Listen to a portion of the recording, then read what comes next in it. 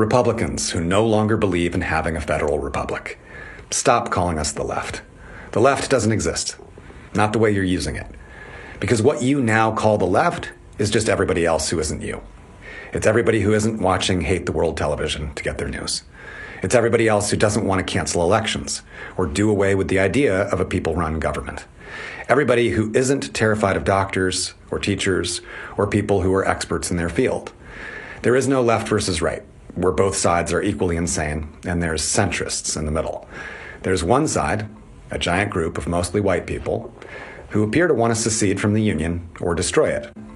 Then there's some old folks in deep denial who want to find a middle ground with that, like the West Virginia Democrat Senator Joe Manchin, who makes over $500,000 a year from his coal company. Now, you know there was a former Exxon lobbyist, and he was caught on tape talking about senators that are critical to Exxon's interests, and he called Joe Manchin the kingmaker. Senator Manchin, the only thing that he's moderate about is the stranglehold fossil fuel has over our climate, a moderate stranglehold. That's a centrist, occupying the middle ground between giant corporations controlling our economy and the rest of us.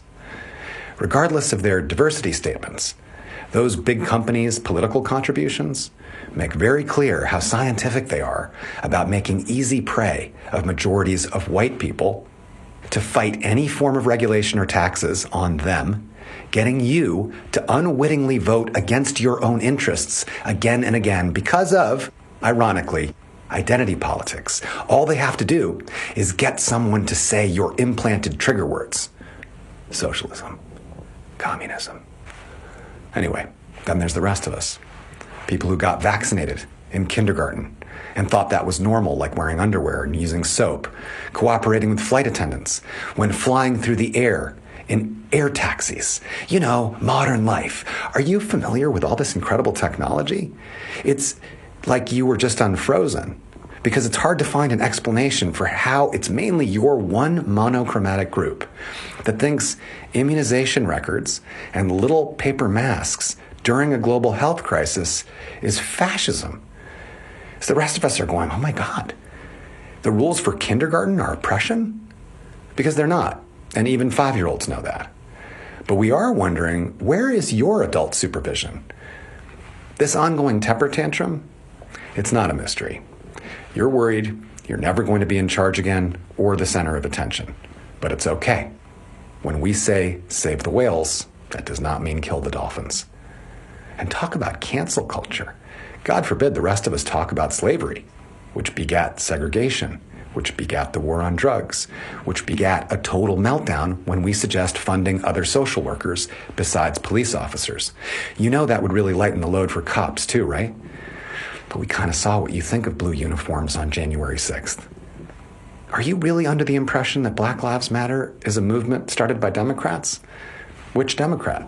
Crime Bill Joe Biden or politically savvy prosecutor Kamala Harris? See, this is why some of us think you were really frozen for a few centuries and just got thawed. Black Lives Matter isn't a single organization. It's America's ongoing struggle for basic human rights. Think about it. 400 years of racial terrorism has all kinds of terrible consequences. And yet, 93% of the recent protests were peaceful, the largest in human history, and all of us went to them, other than you. And you were invited. Everybody outside your bubble is united against monoculture. We're not united against Christianity, or Christmas, or cowboy hats, or working for a living, or speaking freely without fear of government censorship. We're not united against your gender or your pronoun. We're all for people living as they feel to live, as long as it doesn't take away somebody else's freedom or well-being. So, taking away women's health care, which, by the way, you should know drives abortion rates up, or allowing a gun-crazy vanilla ISIS to take charge of the land of the free and dismantle all our institutions? Are you surprised the rest of us don't want that, what looks to us like the white Taliban? We're literally never going to let that happen.